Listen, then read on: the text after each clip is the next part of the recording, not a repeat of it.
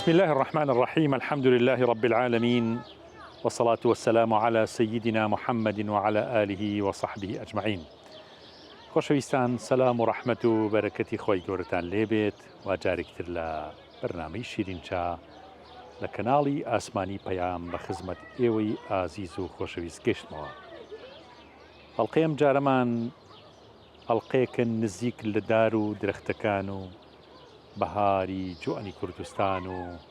ڕەنگا و ڕەنگی ئەم سەرزەویە و فەرشێکی ڕەنگین کە خۆی گەورە لە بەهارەکانە ڕایەخات بەسەر ئەرزا و هەزارەها و ملیۆنەها ڕەنگی گوڵ و دار و درەخت کە هەر هەمووی زیکر و تەسبیحاتی خۆی گەورە ئەکات بە ئێمە ئەناسێنێ. تەسبیحاتەکان وە لە گردوونا چۆن تەسبیحاتی خوا ئەکرێت و چۆن حاڵی بین لە زیکر و تەسبیحاتی دار و درەختەکان و بولبول و چۆلەکەکان. هەڵقەیەم جارەمان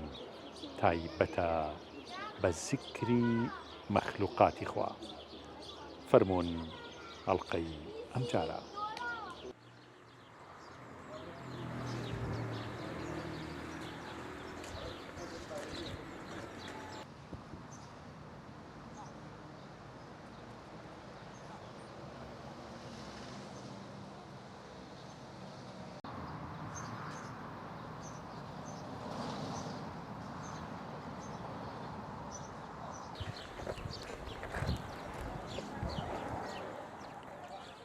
بسم الله الرحمن الرحيم وبه نستعين. بريان بريزم، السلام عليكم ورحمة الله وبركاته. ئەوەی کە پەیامەکانی نور باسییان کردووە تێگەیشتنێکی وردە بۆ ئەو ئاەتانێکەوە لە قورئانی کەریمە باس لە ذیکر و تەسبیحاتی مەخلوقاتەکەن. لە قورئانی پیرۆزە معلومی هەموو لایەکەکەوە خوای گەورە سوبحانەه وتعالە بەشێکی زۆری قورئانی پیرۆزی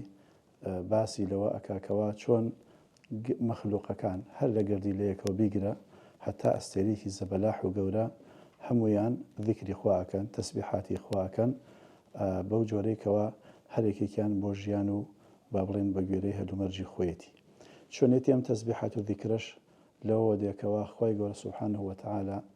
هەرێکێک لەوانەی کردووە بە ئاوێنەیەک بۆ ناو جوانەکانی خۆی کە لەوێەوە تۆ خوا ئەناسیت. چونکە ذیکری ئەوان، تەسبیحاتی ئەوان واتە ئەنجامدانی ئەو ئەرک و وەظیفەیە کەوا بۆی دروست کراوە. سەرەتا بێەوە بزانین کەوا خوای گەورە سوبحانەه وتعالە هیچ مەخلوقێکی هەر لە گردی لێکەوە بگرێت تا مەخلوق شتێکی گەورەترین بە زیادەیە بە نوقسان کە دروست نەکردو. چونکە لە چەندەها شوێنە تەئکید لەسەر ئەوە کاتەوە کە ئەفەرمێ كل شيء عنده بمقدار إنا كل شيء خلقناه بقدر، يعني بأندازة دروست کراوە کەواتە نە زیاد هەیە نەکەب، هەمووی بە مەبەست دروست کراوە، هیچ بێمەبەستیەک، بێهودەییەک، بەرەڵاییەک، بێخاوەنیەک، بێ ئیشیەک لە هەموو ڕەگەزەکانی گردووندا نییە بە هیچ شێوەیەک. خوای گەورە بۆ ئیشێک بۆ مەبەستی گەورە دروستی کردو. چکە خوا ئەفەرمێ وما خلقنا السماوات والأرض وما بينهما لاعبين. ئێمە بەگاڵتە و بە سوحبەت ئاسمانەکان و زەویمان دروست نەکردووە، بەڵکو خوای گەورە لە چەندەها شوێنی کە ئەفەرمێ أيحسب الإنسان أن يترك سدى، يعني أفرمي أفحسبتم أنما خلقناكم عبثا، يعني ببيهودة دروست كرابن شتيوانية. خوای گەورە هیچ شتێک بە زیاد دروست ناکە، بێمە بەس دروستی ناکە و ئەمانش ئەرکی خۆیان جێبەجێ ئەەکەن، هەر مەخلوقێک لە مەخلوقەکان. لە پەیامەکانی نورە خوای گەورە لطفی وای کردو لەگەڵ مامۆستادا خوا لێ ڕازی بێ لە دوای ینی 20 ساڵی 23 کە ئەکاتە نزیکەی 34 تا 35 ساڵ مامۆستا نورسی کە سەردەمی سەعیدی نوێبە تەنها لەگەڵ دوو قورئانە ژیاوە. قورئانێکیان کە پێوترە قورئانی خوێنرا و ئەمەیکەوە ئێمە ئیخوێنین کە شەریعەتی کەلامی خوای گەورەی تێدایە، قورئانێکیشیان بریتێ لە قورئانی گردون و بوونەوەر و مەخلوقات، لەگەڵ ئەم دوانە ژیاوە. ئیتر دەستی قەدەر بردووتی بۆ ئەم شار و ئەولادەوە ئەم سجنەکەەوە ئەو منفاکە مهمەوەیە لەم دوانە دانەبراوە بە درێژایی ژیانی. لەبەرەوە دەبینی لە ناو پەیامەکانی نورا مامۆستا خۆی لە چەندەها شوێنە باسی ئەم دوو قورئانە ئەکات، قورئانی گردون، قورئانی بینراو، قورئانی منظور کە بریتێ لە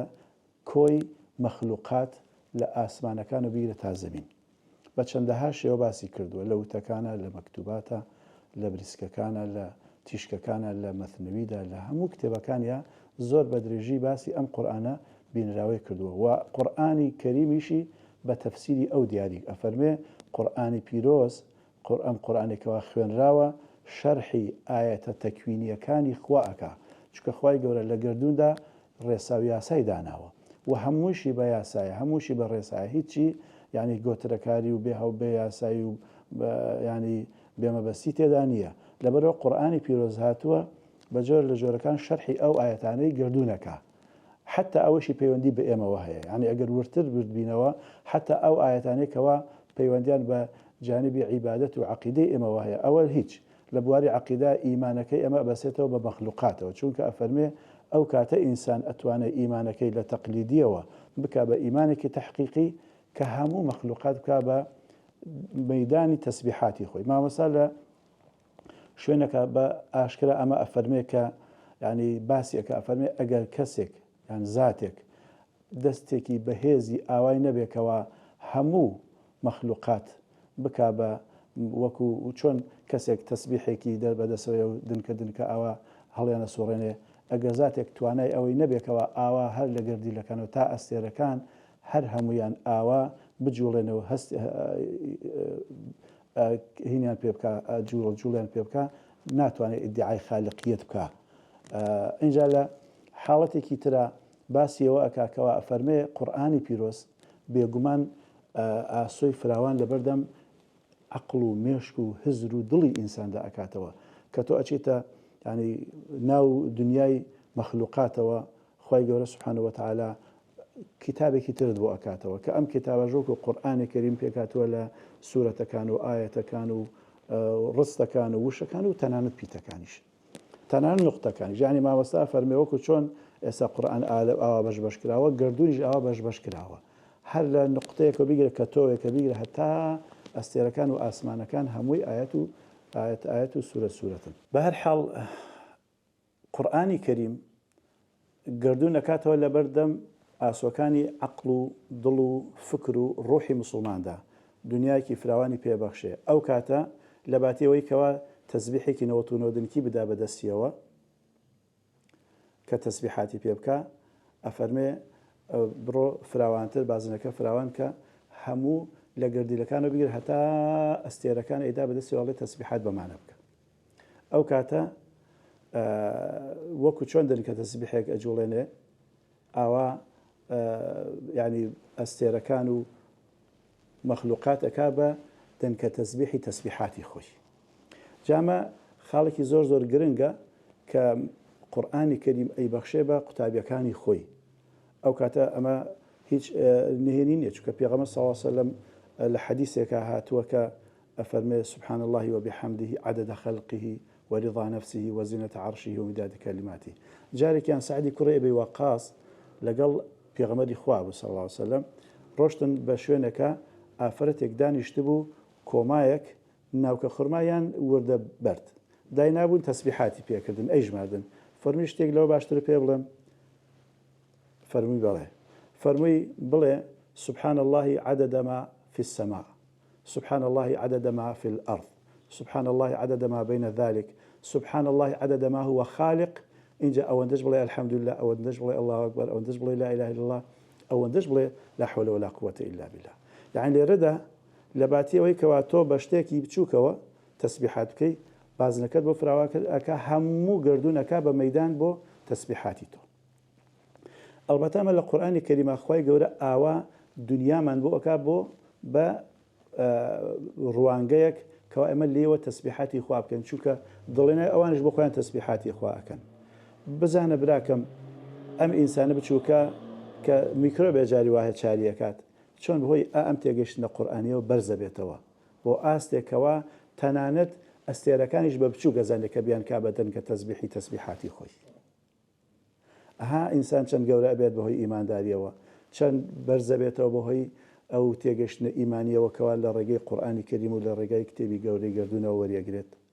بەم جۆرە تۆ تەماشاکەی پیاوە گەورەکانمان وەکو ئیمامی گەیلانی وەکو ئیمامی شاذلی وەکو زانا گەورەکان چۆن تەسبیحاتی خۆیان کردووە چۆن ئاوا هەموو ئێستش لە ناو وڵاتی خۆمانە نازان بەقەد دار و بەرد تەسبیحاتەکەن بەقەت دار و بەرد سەڵەوات بێ بەقەت دار و بەرد ینی چەندەها شێوازی ئاوا هەیە کەوا خەڵ بەکاری دێنێ بۆ تەسبیحاتی ئەمەیە دووهەم لە ناو پەیامەکانی نوردا پانتایی زۆر فراوانەیە مامۆستا خۆی زۆرێک لە پەیامەکانی لە یان لە سەردارێک یان لەسەر شاخێک یان لە پەنای گۆشە ئاوێک یان لە شوێنێکی ئاوا سەرنجڕاکێشان نووسیوە کە لەوێەوە ئاسۆکانی لەگەڵ ینی لە بینی قورآنچکە تەنها قورآانی کەریمی پێبوو وەکو سەرچاوە ئەم گردونەیشی کردو بە سەرچاوی دووەمی خۆی لێرەوە ئەوەی کە خۆی گەورە خستێتە دڵیەوە لەو شوێنەدا نووسێتی و ئبداعات و داهێنانی زۆر عجیبیشی کردووە لە کاتێکا کە بە چەندەها جار ئەو ئاەتانە خوێنێتەوە فانظر إلى آثار رحمة الله كيف يحيي الأرض بعد موتها بڕوانە بە شوێنەوارەکانی ڕەحمەتی خوا بەهار هەموو بستێکی سەرزەوی شوێنەوارەکانی ڕەحمەتی خوایە هەر لە شاخەکانە بگرێت تا مێرگەکان تا گوێ ئاوەکان تا دەشتەکان تا هەموو شوێنێک حتەنانەت بەردەم ماڵەکانیش کەوا خەڵک لە ئینجانەکانە گوڵی داناوە لە بەهار ئاگەشێنەوە جوانە بن هەموو شوێنێک دەڕازێتەوە ئەبێ بە مەیدانێکی زۆر جوان و بۆ شوێنەوار بۆکێ ئاثاری ڕەحمەتی اللهی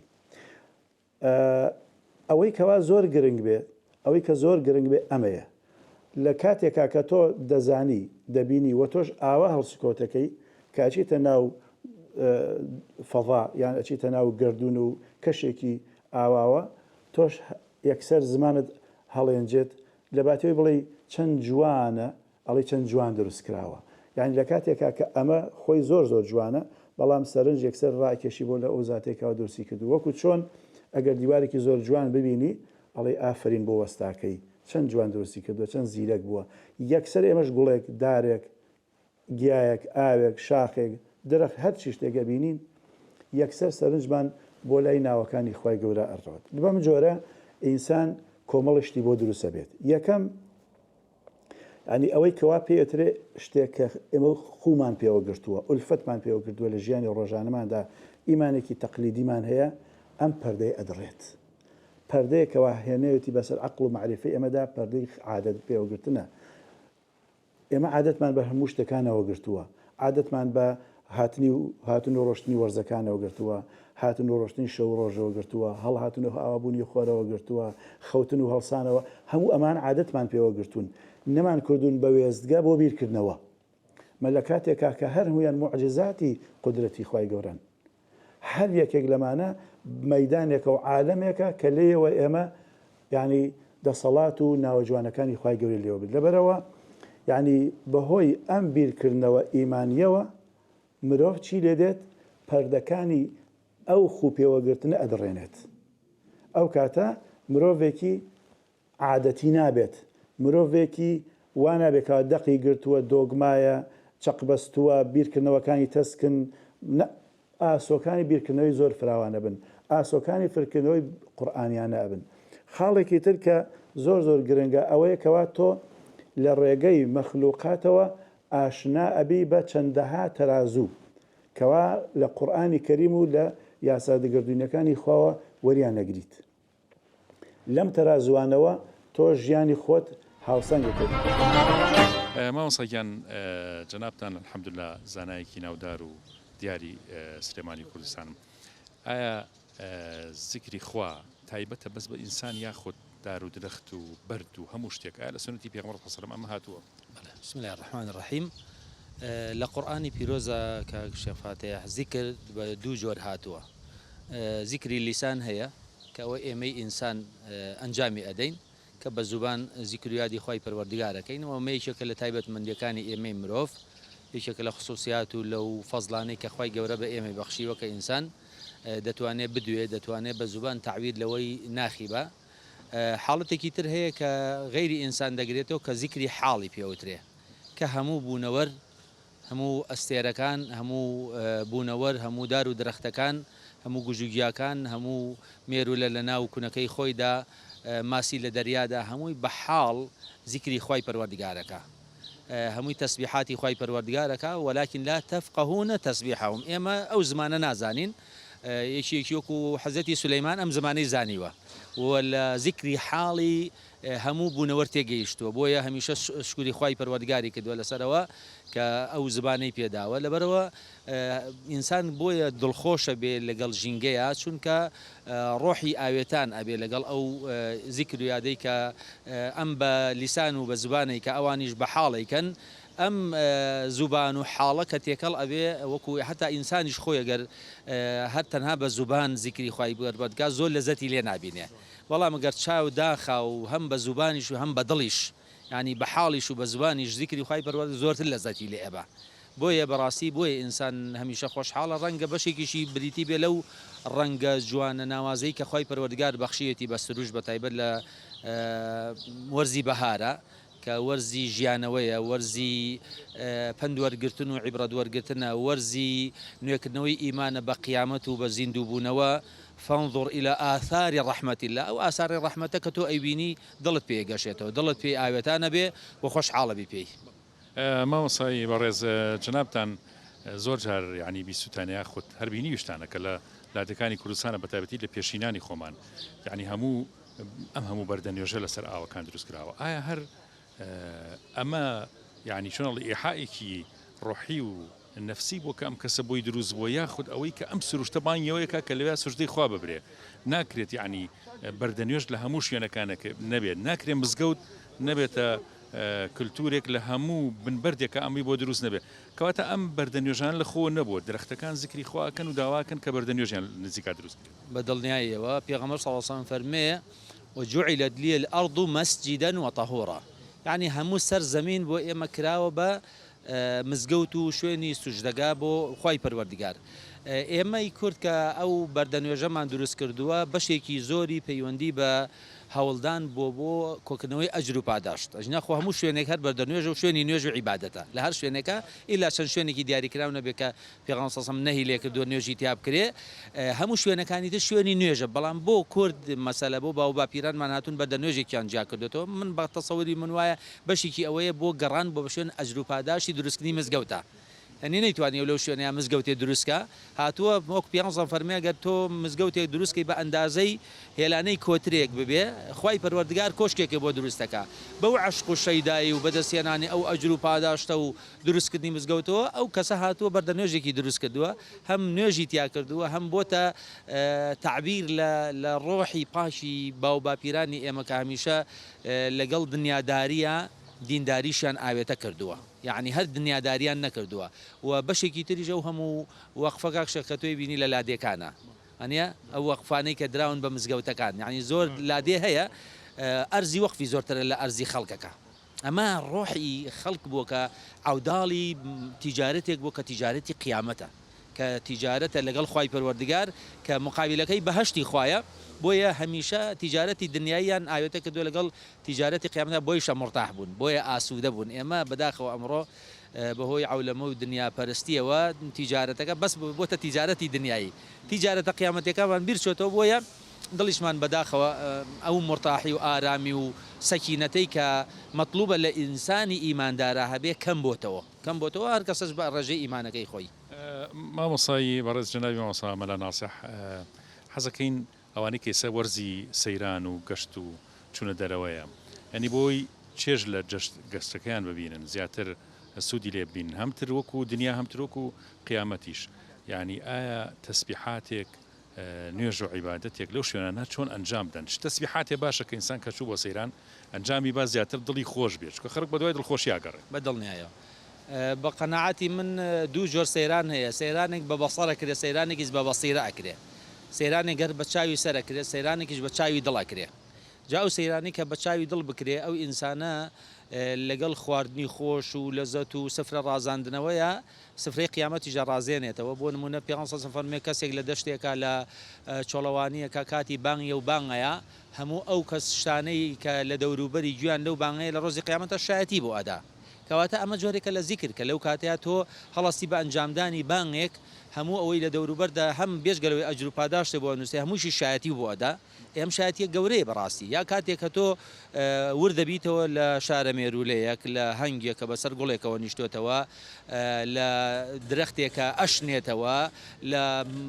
وەکو بڵێ پارچەیە گەنم کە لەنجەولارەکە بەدەم باکەوە ئەمە زۆر بوو هەست کەیکە ئەمە تەسبیحاتی خۆئاکە ئەمە وەکو تۆ سبحان الله ئاکا تۆش لە ناخی تۆ بڵێ سبحان الله استغفر الله لا اله الا الله چخوایەک هەیە بێژگە لە ذاتی الله حەز بە چێژەکەیەکەی هەستەکەی تۆش دڵت لەنجەولارەکە لەگەڵ ئەو گژوگیایە لەگەڵ ئەو چۆن ئەو گوڵە بۆنوبەران بڵاوەکاتەوە بەخوا ڕۆحی ئینسانیش لە بۆنوبەران بڵاوەکاتەوە بەڵام بە مەرجێکە ئیماندارانە یعنی بە شێوەیەکی ملتەزیمانە سەیرانەکەی بکە و پارێزگاری لەو ژینگەیە بکە و هەست بکە کە ئەویش بەشێکە ڕۆحی بەشێکە لەو ژینگەیە هەروایشە ئێمە لە چی دروست بووین لەو خاک و خۆڵە دروست بووین و سەرنجامیشمان ئەگەڕێنەوە بۆ ئەو خاک و خۆڵە لەبەرەوە ڕێز لەو خاک و خۆڵە بگرین گوناهبارە بین ئەو شەخەڵ و پیسی و خوار ئەوانی کە ئەمێنێتەوە بڵین کۆ نەکرێتەوە گوناهبارە بین کە پەش وڵایەکین مەوەسە جا ئەگەر لە ماڵەوە تۆ ئامادەی لە ماڵەکەی خۆتدا ئەم شەخەڵ و پیسێ بڵاوکەیتەوە ماڵەوە لێت قبولەکە لێت قبول ناکرێت دەی لەبەرەوە بەڕاستی خی گەورەش پێی ناخۆشە ئەم بوونەوەرە ئەم سەرزەویە کە مزگەوتە خی گەورە کە دوێتی بە مزگەوت و شوێنی سوژدەکە بۆ ئیمانداران تۆ پیسیکەی من قەناعەتم وایە وەکو وایە مزگەوتی پیسکرد دەبێت کاتێکەوە خی گەورە یەکێک لە ناوەکانی الحەکەم العەدلە العەدلی خی گەورە تۆ باسی هاوسەنگیەکە لە گردونە کە تۆ دڵنیای ئەم گردونە هەر هەمووی هاوسەنگیەکی زۆر گرنگ بەڕێوەی ئەبات ئەگەر ئەو هاوسەنگێ نەبێ لە هەموو شتەکانە کە پێشتر ئاماژەمان پێدا کەم و زیادی نییە هاوسەنگێکی وردیش هەیە ئەگەر ئەو هاوسەنگێ نەبێ ژیان ئەخن کرد و ئەوەستێ بۆ نمونە ڕێژەی کە باسی هەوا ئەکەین هەوا ڕێژەی ئۆکسسیجین تیا لە 121 نایترۆژین لە 177 باقی گازەکانی تر ئەوی ترن لە 102 شتێکی وایە ئەمە ئۆکسسیجینە ئەگەر لە 121 زیاتر بێ ئەو کاتە بەش قارتەیەک لەوانەیە هەموو سەرزەوی بسووتێ ئەگەر لەوەش کەمتر بێ وەکو یەکێک دەست بخاتە قڕنتەوە خەریکە ئەخنکەی ئاها خەڵکێک نەخۆشەکە ئۆکسسیجینی کەمە فەقیرە بۆ تڵێ غازی ئۆکسسیجینی لێ بەسنێتە بۆ هەر شوێنە بڕوا بێ پێی بێ چکە ئۆکسسیجینی کەمە دەی ئەم هاوسەنگیە چۆن خی گەورە ڕای گرتووە لە زەویدا کە ئەمەش لە ناو ئەو پەردەیەک با بڵێن ئەو غیتایەکەوە هینی زەوی پێدا پۆشی غلافە جەویەکەوە لە ناو زەویدا هەیە چۆن ئەم ڕێژەی دیاری کردو کە لەگەڵ مرۆڤە و لەگەڵ ڕووەکەکانیشا گونجاوە تەماشاکەی بۆی ڕێژەی ئۆکسسیجین پارێزراو بێ بەچی ئەم ڕێژەمان بۆ پارێزێ بە درەختەکان مرۆڤ بە پێچەوانەی درەختەوەیە ئەو ئۆکسسیجین دەداتەوە و دومۆکسید هەڵەمژێ مرۆڤ بە پێچەوانەی ئەوە بۆ پاراستنی ئەم ڕێژەیە ینی کێ ئەم شتانێ تەرتیب کردووە لەبەرەوە کاتێک کە ئێمە لە کاتێکە تەماشای مەخلوقاتەکەن و هەوا و ئاو و ڕووناکی و گیاکان و ڕووەکەکان و هەموو ڕەگەزەکانی مەخلوقات دەکەین تەماشاکەین بە هاوسەنگێکی زۆر زۆر ورد بە شێوەیەکی زۆر ینی بۆ نمونە خۆر بە چەند دوورە لە زەویەوە لەوە زیاتر دوور بێ سەرزەوی ئەیبەستێ لەوە زیاتر نزیک بێ سەرزەوی ئەسووتێ ینی هەموو شتەکان ئاوان حتا ینی ئێستا ینی خی گەورە نظامی وای بۆ مرۆڤ دروست کردووە کە لەسەر زەوی بژی ئەم ئۆکسسیجین هەڵبژێ ئەگەر بخێتە ناو دەریاواخنکە ماسێ بینیتە دەرەوە بەعکسی ئەمەوە لەبەرەوە لە ناو لاشەی مرۆڤ ئەو کۆ ئەندامانەی دروست کردووە کە لەگەڵ هەوادا بگونجێ بۆ ماسیێکیش ئەو کۆ ئەندامانەی دروست کردووە کە لەگەڵ ئاوا بگونجێ ڕێژەی هاوسەنگەکە هەروایان حتا ئێستا لە زیادبوون و لە زاوزەکاندا و لە ڕۆکەکان و گیاندارەکاندا ڕێژەیەک پارێزراوە ئەگەر ماسیەکان کە ئەو گەرانەی فڕێدەن هەمووی ببن بە ماسی و نەمرن لە خلالی 2 ساڵە سەرزەوی داپۆشن ئەوەندە زۆرە بن خی گەورە وای کردوکەوە بۆ نمونە ماسی وایە 7 میلیۆن گەرا فڕێدا ئەم 7 میلیۆن گەرا ئەگەر هەمووی بێ بە ماسی لە خلالی 2 ساڵە سەرزەوی هەمووی ئەبێ بەو ماسیە بەڵام ئیرادەی وایە خی گەورە بۆ ساڵێکی تر نزیکەی 15 ماسی ئەمێنەوە باقێکی تری ئەبێ بە خۆراک بۆ ماسیەکانی تر یعنی ئەمە حتا لە گیاندارەکانی سەرزەویشە هەندێکیان کێوین و هەندێکیان ماڵین هەمان شت بەرقەرار لەبەرەوە ئێستا تۆ وابزانی بۆ نمونە گیاندارێکی هەیە ئێمە بە دڕندەی ئەزانین پەلاماری گیاندارێکی ترەدا بە گوناحی ئەزانین ئیشی ئەوانە خی گەورە وا دروستی کردنەوە هاوسەنگی ژینگەی پێ ئەبارێزێ ئەمە مێرولەکان گیاندارەکان مێرووەکان ئەوانەی کە ئێمە بە زیان بەخشیان ئەزانین هیچی زیان بەخش نییە یەک مێش زیاد نییە یەک مێش لەبەرەوە کە ئەو مێشە دڵنیان کەوا خوا دروستی کردو ئیشێکی پێەکە هەتا ئیشی خۆی تەواو نەکا کۆتایی پێ نایە وەکو چۆن اینجا بەلێش لە هەندێک شوێنی شاکە زۆر پێویستە تەماشەکەی ڕێژەی مێشەکان ڕێژەی گیاندارەکان ڕێژەی ئەو مێروانەی کەوا وەکو ژینگە پارێز ژینگەمان بۆ پاگەکەنەوە لە هەر شوێنێ زیاتر پێویست بێ لێ زۆرترن بۆ نمونە لاکێگەکەوێت دوای دوو ڕۆژ بڕۆ تەماشاکەی چەندەها مێرو و مێشولە و نازانم مێش و مەگەز دەوریان داوە بە گیاندارەکانیشەوە لە پتی بەربوون ئەوان ڕە خوارەیەکی خۆیان نەخۆن بەڵام لە سەرنجامە ژینەگە پاکەکەنەوە ئەم ژمارە زۆرە وەکو مامەسا فەرمێ وەکو حکوومەتێک ئەگەر پێویستی بە سوپای زیاتر بوو لە شەڕابوو ژمارەی زۆری خەڵکی تر ئەکا بە سەرباز بۆ شەڕ بەڵام ئەگەر پێویستی بە شەڕنەما ئەو کاتە خەڵکەکە پێویستیان بە سەربازی نامێنێ بچێتەوە ماڵی خۆی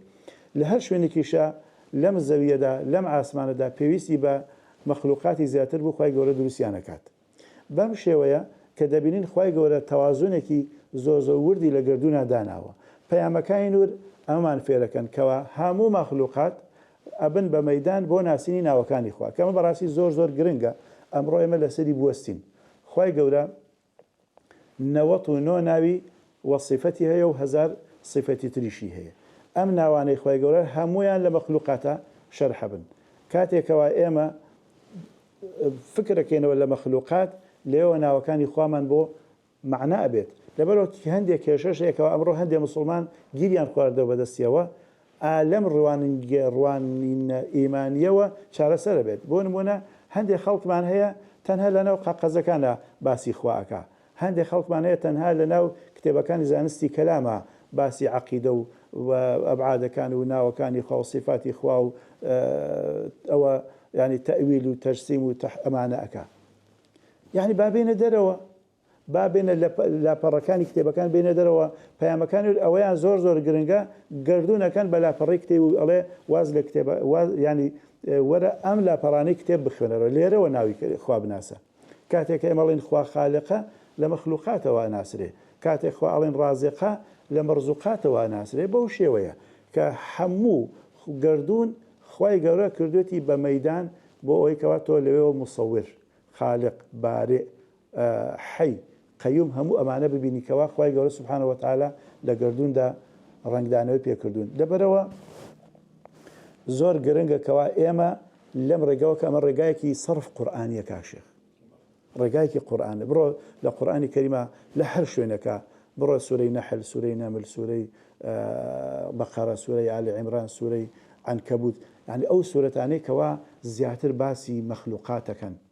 تەماشاکەی لە هەر ئاەتێکیشە کۆتایی بە ناوێکی خوا دەهێنێ کە ڕەبتی بەو شێوە بابەتەوەی کە لەنە ئەوەتەکەدا هەیە کەواتە کاتێکە خوا باسی مەخلوقاتەکە مەسەرن یان ئەواتە ئەڵێ عەقڵ بجوڵێنن یان ئەوە تا ئەڵێ فکرتان بجوڵێنن یان ئەوە تا ئەڵێ ذکر و فکرتان ینی هزرتان بجوڵێنن لەسەر مەخلوقات يعني كافرم إن في خلق السماوات والأرض لآيات لأولي الألباب الذين يذكرون الله قياما وقعودا وعلى جنوبهم ويتفكرون في خلق السماوات والأرض ربنا ما خلقت هذا باطلا خوايا أمانت بزيادة دروس نكردون بباطل دروس نكردون كاتل لردا توبته ونتوي مسلمان لروانجينا وجوانا خوايا جوروا تعامل لقل مخلوقات أكاد ولناو گردون دا ناوەکانی خوا ئەخوێنێتەوە لە باتی وەی کەوە لە ناو قاقەزەکانە ببێ بە تەفرەقەمان بابێنە دەرەوە لە گردوونار لەوەیە گەگرین و ئەم زەمەنەش ئەوە دەخوازێ چونکە لێرە هەموو ئەو خلافانەش چارەسەرە بن بەڵام لەوێ نەک هەر خلافەکان چارەسەر نابن بەڵکو خلافەکان زیاتر ئەبن و نابن بە وەڵام دەرەوە بۆ گەنجی ئەم زەمانەیەش خوێنەواری ئەم زەمانەیەش چونکە ئەم شێوازە کە پەیامەکانی نور گرتوێنێتە بەر لە نەئاشناکردنی تۆی ئیماندار بە مەخلوقات بێگومان شێوازێکی یەکەم قورئانیە دووەم هاوچەرخە چونکە قورئان بۆ هەر زەمانێک دیوێکی هەیە مامۆستا لە هەندێک شوێنە باسی تێڕوا دوو جۆر تێڕوانی دەکا ئەفەرمێ یەکێک لە نیعمەتەکانی خوا کە بە منی بەخشی ئەوەیە کەوا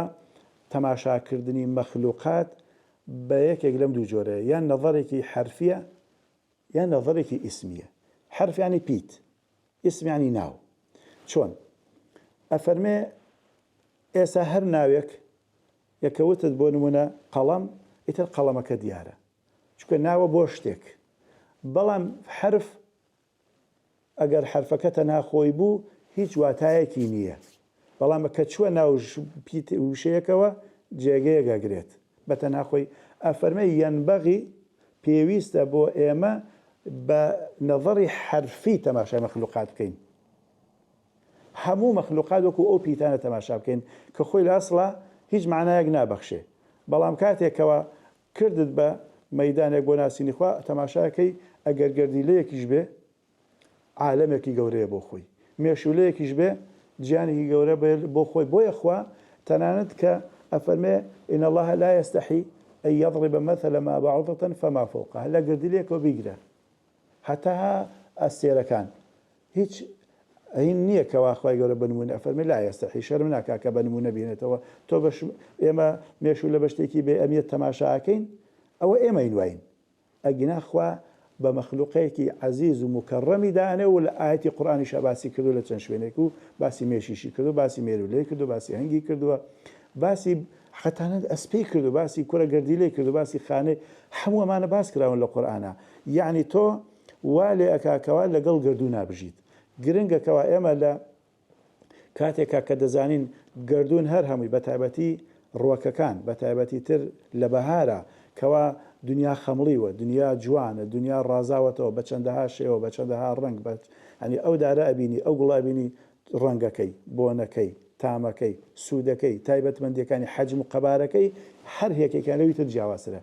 دوو سێش زۆر زۆر گرنگ لێرە ڕۆ. یەکەم نیعمەت بەخشین کە خۆی گەورە هەموو ئەمانەی کردەوە بە نیعمەتێکی گەورە و چاکەکاری خۆی بە ئێمە ئەبەخشێت. چونکە چوار ڕەگەزەن کەوا درەختەکانیان پێ دروستە بن: ئاو، هەوا، ڕووناکی خۆر. ئاو، هەوا، ڕووناکی خاک ببوورە. ئەبەم چوارە درەختێک سەوزە بێت. اینجا ئەم چوارە و درەختەکەش یان گیاکان کە ڕووەک وتمان درەختیانی ڕووەک ئەرەمی بەم پێنجە هەر هەمویان ئاژەڵەکانیش ئەژین، بەم پێنجە و ئاژەڵەکانیش مرۆڤ ئەژی. مرۆڤ پێویستی بە هەر شەشیان هەیە، پێویستی بە ئاو، بە هەوا، بە ڕووناکی، بە خاک، بە ئاژەڵەکان، بە ڕووەکەکان هەیە. هەر هەموو ئەمانە پێکەوە بەڵگەن لەسەر چی؟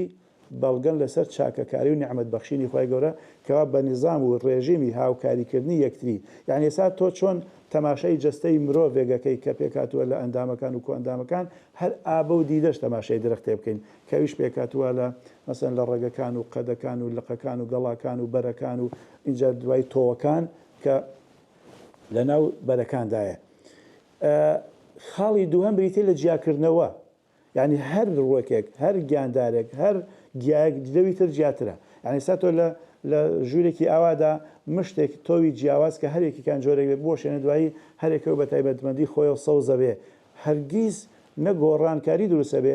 نە کەسیان خصوصیاتی خۆی لەدەسەدا. ئەم بۆنەکەی وایە، ئەو تامەکەی وایە، ئەو شێوەکەی وایە، ئەو ڕەنگەکەی وایە، ئەو سوودەکەی وایە، ئەو حەجمەکەی وایە، ئەو هەنی بە چەندەها شێواز دێ هەرمان گڵ، هەمان هەوا، هەمان ئاو، هەمان ڕووناکی. ئەمە یعنی تێدەگەیکەوە ئەم جیاکردنەوەی خوای گەورەکە هینی کردووە سەوەڕەکم فەحسەنە سووەڕەکم، ئەم تەزیین و تەمیزە جوانکردن و ڕازاندنەوە و جیاکردنەوە کە هەر یەکێک لەوانە ڕازی بە بەشی خۆی، هەر یەکە و خۆی بە جوانترین ئەزانێت کە خوای گەورە فەرمێ خەلەقەهم فەحسەنە سووەڕەهو، یعنی بە جوانترین شێوە مەخلوقاتی دروست کردو. حتا ئەمە وای کردووە لە گەورەیەکی وەکو ئیمامی غەزالی بوو فەرمێ لەیسە بالئیمکانی ئەبدع مما کان، ئەمەی کە دروستکراوی تر لەمە ممکن نییە زیاتر جوانتر و ناوازەتر بێ. یعنی چی ممکن نییە؟ خوا ئەتوانێ، بەڵام بە خەیاڵی ئێمەدا نایەت. هەرگیز من ناتوانم بیرکەمەوە لەوەی کەوا ئەم گردونە لەمە جوانتر بێ. ئەی چی؟ یعنی لەوە جوانتر چیم پێ هەتا بڵێن بە ئاوا بێ و ئاوا نەبێ. لەبەرە بەڕاستی زۆر زۆر گرنگە کەوا ئێمە بە دیدێکی قورئانیانە ئاوا تەماشای مەخلوقات بکەین. چەند جوانە لە ناو ئەم درەخت و گوڵ و گوڵزارەیە کە ئەمانە بێتە بنچینە و نەوات و تۆوی خێر کە بڵاو بێتەوە لە زەوی کوردستانە، چونکە ئەم مەشتەلانە خۆی بۆ خۆی پارچە پارچە بچووکی گوڵ و گوڵزارەکانی کوردستان پێکەهێنێت. یعنی هەر ئەم مەشتەلانەیە ئەچێتە ناو ماڵەکان، ئەچێتە ناو باخچەکان، ئەچێتە بەردەرگای ماڵەکان، ئەچێتە سەر گۆڕستانەکان، دنیایەکی زۆر جوان دروستەکە. کەواتە یەک بە یەکی کردەوەکانی ئێمەش، هەڵسوکەوتەکانی ئێمە، مامەڵەکانی ئێمە تۆیەکی بچووکە، ئەچێتە هەموو شوێنێک، هەڵسوکەوتمان، قسەکردنمان، مامەڵەمان وەکو ئەم درەخت و وەکو ئەم بنەتۆوانە و وەکو ئەم ئینجانە بچووکانە وایە، وەکو گەڵای ئەو درەختانە وایە، وەکو پەلێکی بچووک وایەکە لە شوێنەکە لێ یەکرێتەوە و ئەخرێتە پارچێک لە زەویەوە و درەختێکی گەورە دروستەکە ڕەنگە سەدان ساڵ بژی. لەبەرەوە بە هەموو قسێکمان هەموو شێکمان وەکو ئەم درەختانە سەیری بکەین و مامەڵەمان لەگەڵ درەخت و گوڵ و گوڵزارەکانە مامەڵێکی زیندوو بێت، چونکە هەمووی زیکری خواکات. وەڵڵاهی ئینسانە چێتە ئەم شوێنانە، ئەچێتە دەرەوەی شار، چێتە لای درەختێک حەزەکە باوەش بۆ درەختەیە بکە، دیارە معنەویاتێک شتێکی قورس و پڕمانە لە ناو ئەم درەختانە حەشار دراوە کە ئەویش زیکر و یادی خۆی گەورەیە بەو زمانەی کە ئێمە فقه و تێگەیشتنی ئەو زمانی ئەوانمان نییە و ڕەنگە هەندێک جاریش مۆیەسەر بێت و ئاسان بێ بۆ هەندێک لە دۆستانی خوا کەلی تێبکە. لای پێغەمبەران زۆر ئاشکرا بوو. پێغەمبەری خوا صلی الله علیه وسلم لەناو دەستیا بەردەوردە تەسبیحاتی خوای کردووە، درەخت هاتووە بەرەو ڕووی. مامۆستا بەدیع الزەمان سەعیدی نورسی باس لە 300 جۆر لە معجزاتی پێغەمبەرەکە صلی الله علیه وسلم کە بەشێکیان تایبەتن بەو شتانەی کە یاخود ئەو درەختانەی ئەو گوڵانەی ئەو شتانەی کە بەڕاستی هاتوون و شایەتومانیان هێنا و یادی خۆی گەورەیان کردووە. پەیامەکانی نور لەم سەریانەوە بۆ سەریان ئێمە ئەگوێزنەوە بۆ دنیایەکی ئاوا فراوان. خاڵێکی تر کە باسمان کرد کە بریتی بوو لە با بڵێن ڕنگدانەوەی ناوەکانی خوای گەورە سوبحانەهو وتعالا، خاڵێک تر بریتێ لە تەرازوو بەخشین بە ئێمە. تەرازوو ئێسا ینی بڵێ ئێسا کۆمەڵە تەرازوت پێ بەخشەیە کە ئیتر هەمیشە تۆ لە سەریان وەکو یاسایەک کار بکەی. بۆ نمونە مامۆستا لە شوێنێکە ئەفەرمێ خذ من كل شيء أحسنه، یعنی لە هەموو شتێک پاکەکەی وەرگرە. خۆمە دەستورێکە لە قورئانە وەریگرتووە، چونکە خوا ئەفەرمێ يستمعون القول فيتبعون أحسنه. ئەمە قسە بیسم، بەڵام کێیان بە باشتر شوێنیەکەوم ئەویان چاکتر و باشترە. لەبەرەوە تعاملمان لەگەڵ گردون و لەگەڵ مەخلوقاتە کۆمەڵی دەستوری یاسامان پێ بەخشێ. ئەو کاتە من چوومە هەر شوێنێکیش لەگەڵ گردون و مەخلوقاتە یعنی هاوسەنگی ڕەفاقەتێک دروستەکەم. تەنها نیم. پێغەمبەر عەلەیهی سەڵات وەسەلام ئەفەرمێ ئەگەر لە دەشتا بوون لە شوێنێکا بوون چۆڵ بوو کاتی بانگ هات باگیدەن. بۆچی؟ ئەفەرمێ چونکە مەلایکەتێک درەختێک بەردێک حەچی شتێک ئەو بانگەی تۆ ئەبیسێ شایەتیت بۆ ئەدا. یعنی تۆ ئەگەر بە تەنهاش بیت بە وەکو مرۆڤ بە تەنها نی دەگەردونە، تۆش بەشێکی لەو مەنظومەیە. من پێشتر ئاماژەم پێ کرد کەوا ئەوەی کەوا خوای گەورە وەکو یاسا و ڕێسا دایناوە حتانانەت ئەوەشی پەیوەندی بە عیبادەتی ئێمەوە هەیە هەر بەشێکە لە کەون. خوا لە قورئانە زۆر بە سەریح هەڵمان پێڵی کاک فاتح لە سوورەی حەجە ئەفەرمێ ئەلەم تەرە أن الله يسجد له من في السماوات والأرض والشمس والقمر والنجوم والجبال والشجر والدواب وكثير من الناس. زۆرێکیش لە خەڵک. یعنی ئەو کاتە عیبادەتەکەی تۆش ئەکا بە بەشێک لە عیبادەتی مەخلوقات کە تۆ نوێژەکەی وەکو نوێژی ئەوە وها لە فەرمێ كل قد علم صلاته وتسبيحه. حەچی مەخلوق هەیە نوێژی خۆی ئەزانێ، عیبادەتی خۆی ئەزانێ، تسبیحاتی خۆی ئەزانێ، لكن لا تفقهون تسبيحهم. ئێوە لەوانە لە تسبیحاتی ئەوان تێنەگەن. تۆش تسبیحاتی خۆتت هەیە. أمم أمثالكم، ئەوانش وەکو ئێمە ئومەتن نەتەوەن کۆمەڵ و تەصنیف کراون و پۆلێن کراون. لەبەرەوە کە من نوێژەکەم شتێکی سیر ناکەم بەنسبەت مەخلوقاتەوە. ئەم گردونە هەر هەمووی مزگەوتە. وجعلت لي الأرض مسجدا، يعني كافر مسجد تنها ونية بڵێ وڵا لە شوێنێکە نوێژ بوو ئەتوانم نوێژ بکەم. کاکە هەموو سەرزەوی مزگەوتە، هەرچی گیاکان و ڕووەکەکان و ئاژەڵەکانن وەکو چۆن تۆ لە مزگەوتە ئەوەسی بۆ نوێژ ئاوا هەمویان وەستاون و نوێژی خۆیانەکەن. مزگەوتە بە هەموویەوە. لەبەرەوە کە تۆش بچی بۆ مزگەوت و نوێژ بکەی خەڵکەکە بەلای و عەجایب نیە، ئەڵێن بۆ مزگەوت شوێنی ئەوەیە. بەڵام ئەگەر خوا پەنامان بایە کە بچێتە ناو مزگەوتەکەەوە دەستکا بە سەماکردن ئەبێ بە جێگەی سەرسوڕمانی ئەو خەڵکە ئەڵێن ئەو کابرا هار بووە یان چی لێ هاتووە. ئەمەیان عەجایبە کەوا ئینسان نوێژ نەکا، ئەمەیان دژایەتیکردنی گردوونەکە نوێژ نەکا، کە موسڵمان نەبێ، کە ئیماندار نەبێ. لەبەرەوە دەبینین ئەوانەی کەوا بێباوەڕن ویان ئیمانیان لاوازە، یعنی لە قورئانی کەریمە زۆر بە توندی لەسەریان وەستاوە. بۆچی؟ چونکە ئینسانی بێباوەڕ سوکاتی بە هەموو مەخلوقاتەکە،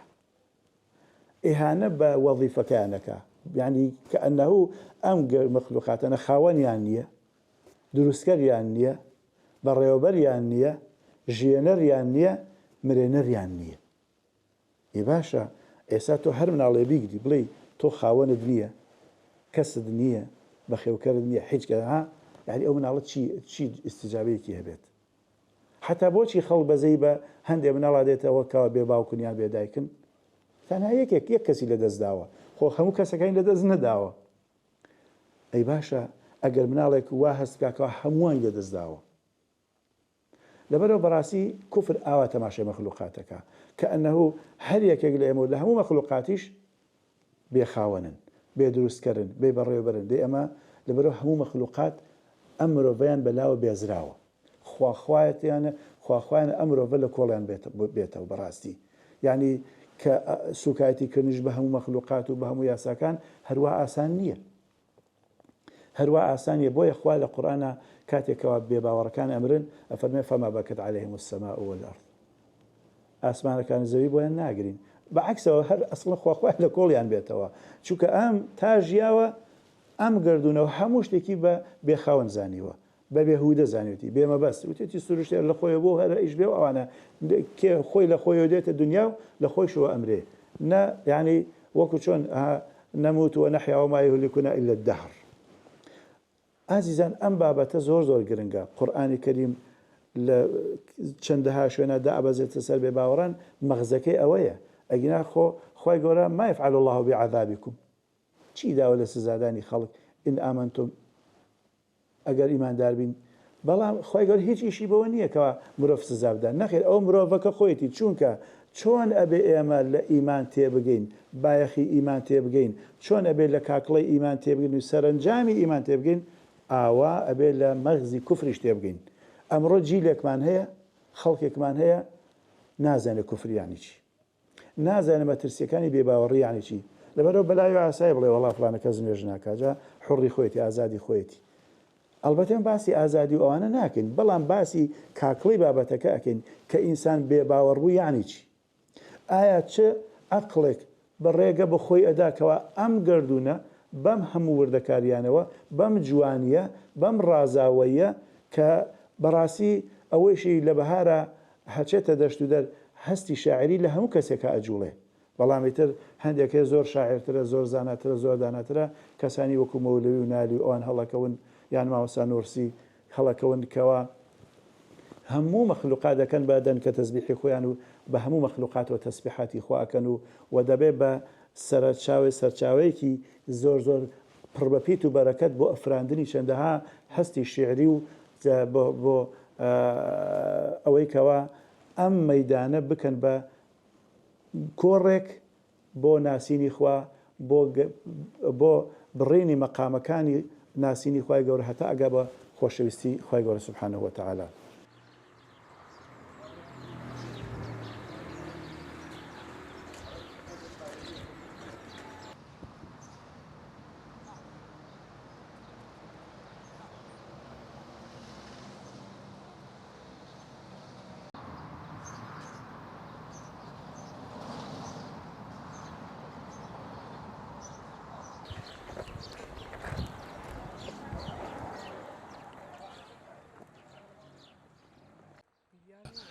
ئەوە زیکر و پاداشتی ئەو زیکرانە ئەگا بە مردووەکان وە سوودی لێبینن. خوا نەخواسە ئەگەر ئەهلی عەزاب و ناڕەحەتیەک بن لە بەرزەخا ئەوە لە سەریان سووکە بێ، لە سەریان لا ئەچێت. ئەمە لە کاتێکا پێغەمبەر صلی الله علیه وسلم ئاماژە بووەکە کە لە گۆڕستانە ئەمە بکەین و سوپاس بەخوای گەورە کە گۆڕستانەکانی جیهانی ئیسلامی و کوردستانی خۆمان سیرکن هەمووی دار و درەخت و بگرە زۆریان، ینی ئەوەنە درەختی تایەوە ئەزانی باخوباخاتە. لە کاتێکە ئەگەر ئەمە بۆ گۆڕستانەکان وابێت ئەولاتر و باشتر وایە ئێمە ماڵەکانمان بکەینە باخچە، وەکو ماڵی ئەم مسلمانە بەڕێزەکە هاتینە ماڵیان خۆی گەورە پاداشتیان باتەوە کە باخچەیەکی جوانی بچووکی پڕ لە زیکریان لە بەردەم ماڵەکەیانە دروست کردووە کە ئەم باخچەیە ئەبێتە هۆی ئەوەی کە تۆ لە سەرەتایی ماڵەکەی خۆتا میحرابێکە دروست کردووە بە بەردەوامی کۆمەڵێ لەو درەختانەی کە هەرگیز گوناه ناکەن زیکری خوای گەورە ئەکەن، لەو گوڵ و گوڵزارانەی کە هەرگیز گوناه ناکەن بەڵام زیکری جۆراوجۆرەکەن وەلاکن لا تەفقەهون تەسبیحەهم، بەڵام ئێمە تەسبیحاتی ئەم جۆرانە تێناگەین لێ حاڵی نابین وەختی دڵمان خۆشە بێت چونکە تۆ لە کۆڕی زیکرای بۆیە دڵی خۆشە بێ یێتە بەردەم ماڵەکەت کە دڵی خۆشە کە ئاوی درەختەکانەی کە ئاوی گوڵەکانەی بۆ دڵی خۆشە لە بەرەوەی تۆ لە ناو حەڵقەی زیکرای لە بەرەوە بەردەم ماڵەکانتان باخچەکانتان ماڵەکانتان بکەن بە ئینجانە و بە گوڵ و گوڵزار تاوەکو لە زیکر و یادی خۆی گەورەیە هەمومان لەگەڵ ئەوانە ژیان بەرینە سەر.